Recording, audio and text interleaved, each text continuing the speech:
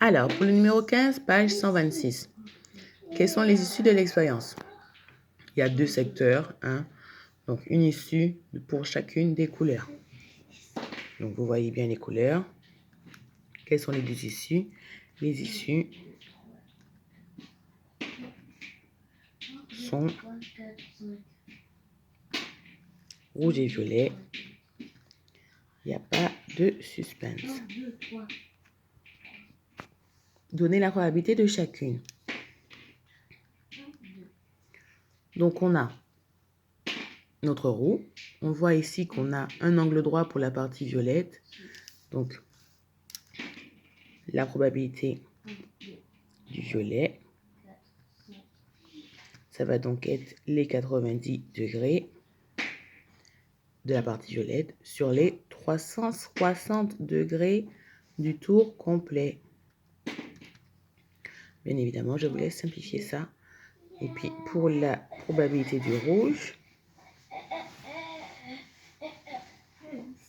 on connaît la méthode de 1 moins la probabilité du violet. Puisque si on n'est pas dans le violet, on est forcément dans le rouge. Voilà pour ce travail. Pour le numéro 18, on va dans un premier temps s'intéresser à la couleur. Donc la couleur, quelles sont les issues? On a 2 couleurs. Donc les issues, c'est comme tout à l'heure, sont, si vous mettez rouge, on ne vous en voudra pas, rose et bleu. D'accord, indiquez la probabilité de chacune. On a vu que pour calculer la probabilité du rose et du bleu, on va compter le nombre. N'oubliez pas de compter le nombre total de balles. D'accord? Donc ici, on compte 2, 4, 6, 8 balles en tout. Et là, vous mettrez le nombre de balles roses. Et là, le nombre de balles bleues. D'accord? Ça, c'est pour la probabilité. On veut des nombres. Vous pouvez l'écrire en décimale ou en fraction, mais on veut des nombres. On ne veut pas 5 chances sur 8, 3 chances sur 8. Okay? Le 2. Les issues de l'expérience, si on fait attention au nombre inscrit. Donc, les issues sont, on voit très bien les nombres. 1, 2, 3, 4, 5.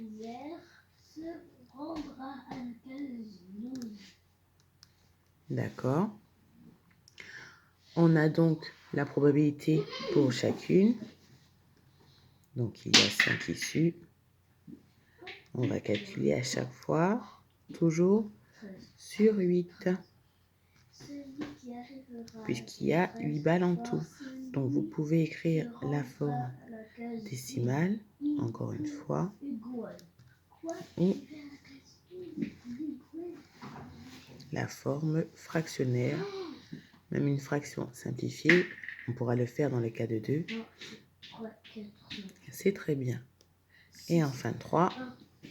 Vérifiez que pour chacun des expériences, la somme de probabilité est égale à 1.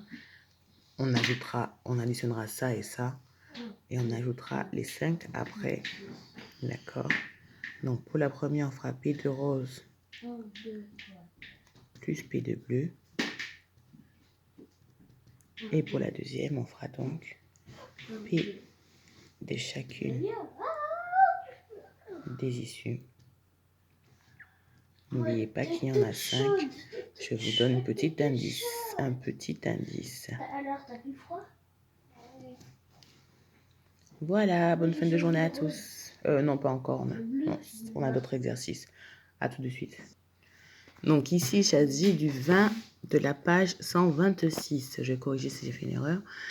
Déterminer la probabilité qui marque les 100 points.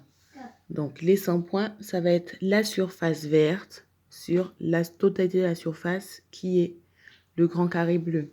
Donc pour calculer la surface verte,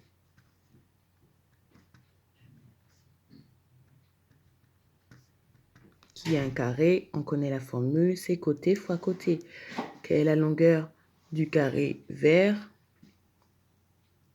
Voilà. La surface totale d'abord. Et la surface bleue, est-ce que c'est la peine? Non, puisqu'on fera une petite soustraction. Donc la surface totale, c'est le grand carré composé de la partie bleue et de la partie verte. Donc pareil, c'est un carré, donc côté fois côté. La longueur du côté, c'est le plus long. Ensuite, on va faire la surface trouvée ici. Donc x divisé par y pour avoir la probabilité des 100 points.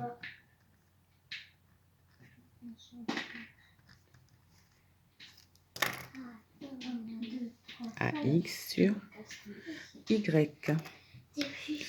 La probabilité qui ne marque pas, on le sait, la somme des deux probabilités va être égale à 1. Donc la probabilité, je mets de 0 point. Ça va être donc 1 moins la probabilité de 100. Alors, ici, on est sur des rappels. Si vous regardez bien la leçon qui est juste au-dessus, on va appliquer la règle de soustraction des nombres relatifs. Donc, ajouter un nombre relatif revient à soustraire son opposé. Donc, je veux que ça apparaisse à chaque fois. Donc, 3,8 moins 4,7, ça revient à faire 3,8 plus moins 4,7. La distance à 0 la plus grande est celle de 4,7, donc le résultat sera négatif. Comme ils sont de signes opposés, on soustrait les distances à 0. C'est juste pour faire des petits rappels. Allez, bonne fin de journée à tous et détaillez-moi bien ces calculs.